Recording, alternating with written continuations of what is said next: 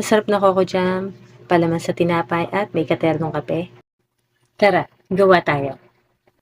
Dito ay mangangailangan lang tayo ng 2 sangkap. Coconut cream lang ang kailangan natin at panutsa. Simulan na natin. Dito ay gumamit ako ng 3 cups ng gata o coconut cream. Pinakulo ko lang siya tapos hinalo-halo ko. Pagkatapos ay isusunod ko na rin yung panutsa.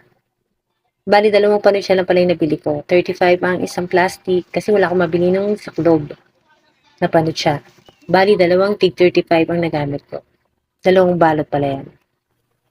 Bali, kapag kumulo na siya at nalusaw na yung panutsa, medyo palalaputin lang natin ang kaunti. Huwag naman sobrang lapot, kung tama lang. Tuloy-tuloy lang ang paghalo para hindi siya masunog sa ilalim.